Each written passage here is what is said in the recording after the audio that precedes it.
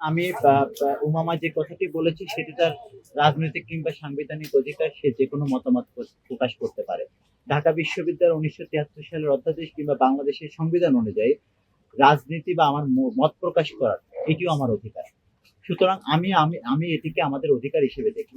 ঢাকা বিশ্ববিদ্যালয়ের প্রশাসনে আমরা যেহেতু শিক্ষার্থীদের মনোভাবকে ধারণ করে রাজনীতি করি, ফল পর্যায়ে ছাত্র রাজনীতি কিভাবে চলবে বা কেমন হতে পারে, সেটি কিভাবে পরিচালিত হতে পারে, সেই বিষয়ে হয়তো বা আলাপ আলোচনা হইতে পারে সকল ছাত্র সংগঠন বা ঢাকা বিশ্ববিদ্যালয়ের সকল অংশীজনের সাথে। বিশ্ববিদ্যালয়ের প্রশাসন যে আইন অনুযায়ী তার কার্যক্রম পরিচালনা করে 1973 সালের অধ্যাদেশ, সেই অধ্যাদেশ অনুযায়ী বিশ্ববিদ্যালয়ের প্রশাসন সুস্পষ্টভাবে ব্যাখ্যা বিশ্লেষণ করে জানিয়ে দেবে যে এইভাবে এখানে রাজনৈতিক কার্যক্রম পরিচালনা করতে পারে। কিন্তু অতীতের নাই, যেটি বিগত 17 বছর ধরে ঢাকা বিশ্ববিদ্যালয়ে বাধাগ্রস্ত করা হয়েছিল, তার মুক্ত মত প্রকাশের যে চেতনা হিসেবে বা তার সাংবিধানিক অধিকার হিসেবে, সেটিকে তো পুনরায় 5 আগস্ট পরবর্তী সময়ে, এই জুলাই আগস্ট গণ অভ্যুত্থান পরবর্তী সময়ে কেউ বাধাগ্রস্ত করতে পারে না। এটি এটি রাজনৈতিক কিংবা সাংবিধানিক যে অধিকার, সেটিকে বাধাগ্রস্ত করা। সাধারণ ছাত্ররা বলছে যে পরবর্তী সময় আবার আগের মতো অবস্থা ফিরে আসে কিনা, তাদের সংখ্যা রয়েছে। আমি বলি যে এই সংখ্যাটা তারা কেন করছে বলে আপনারা, এটা আমরা আমাদের কাছে মনে হচ্ছে, যেহেতু একটা প্রজন্ম বেড়ে উঠেছে একটি ফ্যাসিবাদী সংস্কৃতির মধ্যে।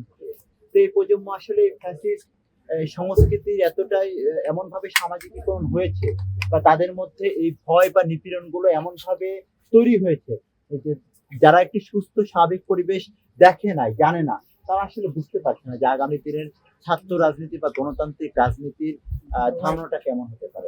তারা সেই আশঙ্কা থেকে এই ধরনের মনোভাব পোষণ করতে পারে। তো আমার কাছে মনে হয়েছে বিগত 1 বছরে বাংলাদেশের সাধারণ শিক্ষার্থীরা ঢাকা বিশ্ববিদ্যালয়, তারা বাংলাদেশের বর্তমান রাজনৈতিক পরিস্থিতি পর্যবেক্ষণ করেছে, এবং তারা কিন্তু ইতিমধ্যে তারা দেখতে পেয়েছে যে আসলে কারা কোন ধরনের রাজনীতিতে বিশ্বাসী, কেমন ধরনের কার্যক্রম করতে পারে। এটা কিন্তু ইতিমধ্যে কিন্তু তারা আমার কাছে মনে হয় যে অনুধাবন করতে পেরেছে। তো বাংলাদেশ জাতীয়তাবাদী ছাত্র দল যে সকল নিপীড়নমূলক রাজনীতির বিপরীতে গিয়ে ইতিবাচক রাজনীতির মানে তারা যে সূচনা ঘটিয়েছে, এবং এখন পর্যন্ত ঢাকা বিশ্ববিদ্যালয়ে কোনো ধরনের নিপীড়নমূলক কোনো কর্মকাণ্ড কিন্তু বাংলাদেশ জাতীয়তাবাদী ছাত্র দলের হয়নি। এবং শিপন ভাই আরেকটি প্রশ্ন করতে, আমাদের আমরা আমরা আমরা তাৎক্ষণিকভাবে কিন্তু যারা তথ্য গোপন করেছে, আমরা তথ্য গোপনকারীদের বিরুদ্ধে তাৎক্ষণিকভাবে তদন্ত কমিটি করেছি, ইতিমধ্যে সবাইকে অব্যাহতি দিয়েছি, এবং একই সাথে যদি আরো কারোর বিরুদ্ধে কোনো অভিযোগ আসে তার বিরুদ্ধে আমরা ব্যবস্থা গ্রহণ করবো। আমরা সুস্পষ্টভাবে বলছি যে আমাদের সংগঠনে যারা বিগত সময়ে ফ্যাসিবাদী আমলীগের হয়ে, ছাত্রলীগের হয়ে নির্যাতন কোনোভাবে এই সংগঠনে তাদের কোনো স্থান নেই।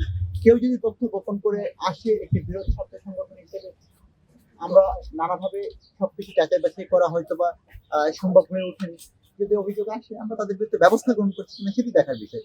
আমরা ইতিমধ্যে গতকালকে 6 জনকে অব্যাহতি প্রদান করেছি, তদন্ত কমিটি করেছি। আমরা তদন্ত রিপোর্ট করার পর আরো যদি কোনো ধরনের এই ধরনের কোনো অভিযোগ আসে, তাদের বিরুদ্ধে আমরা ব্যবস্থা গ্রহণ করবো। আমাদের কার্যক্রম খুব প্রকাশ্যে সুস্পষ্টভাবে, কোন ধরনের নামে বেনামে কারোর উপর দায় চাপাই দিয়ে কোনো রাজনীতি না।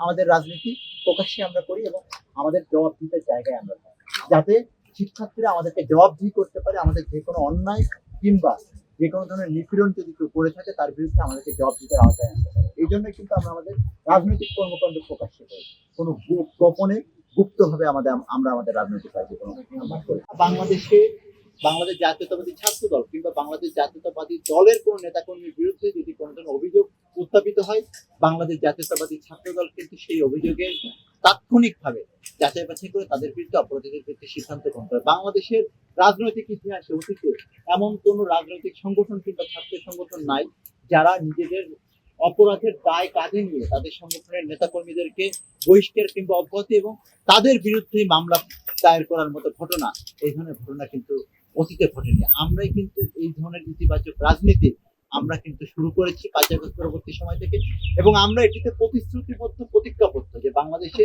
যে রাজনীতি সব থেকে বড় ভুক্তভোগী আমরা, সেই ভুক্তভোগী হয়ে সেই রাজনীতি বাংলাদেশে নতুন করে ফিরে আসার ন্যূনতম কোনো সম্ভাবনা আমাদের হাত ধরে অন্তত নাই।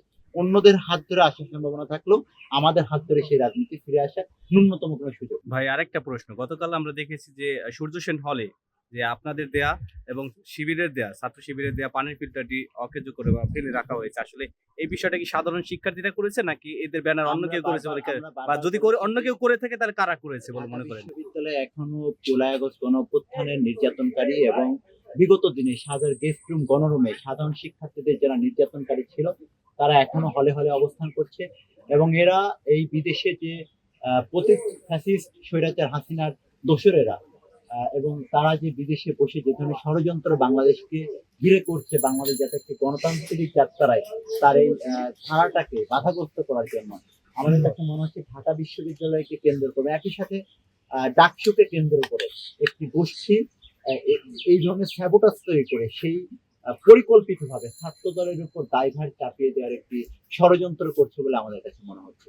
এবং আমরা দেখেছি যে এই কাজগুলো যারা করেছে তাদের কিন্তু ছাত্রলীগের শীর্ষ নেতৃত্বের সাথে তাদের ছবি ইতিমধ্যে সামাজিক যোগাযোগ মাধ্যমে প্রকাশ হয়েছে। তা থেকে সুস্পষ্টভাবে বলা যায় যে এই যে পতিত ফ্যাসিবাদী গোষ্ঠী তারা এখনো ঢাকা বিশ্ববিদ্যালয়ে অবস্থান করছে এবং এই বিশ্ববিদ্যালয়ে তারা নানা রকম ষড়যন্ত্রের মাধ্যমে এই ডাকসুকে কেন্দ্র করে এবং আগামী দিনে যে একটি জাতীয় নির্বাচনের যে একটা আমেজ তৈরি হয়েছে সেটাকে বাধাগ্রস্ত করার সর্বোচ্চ চেষ্টা তারা করছে।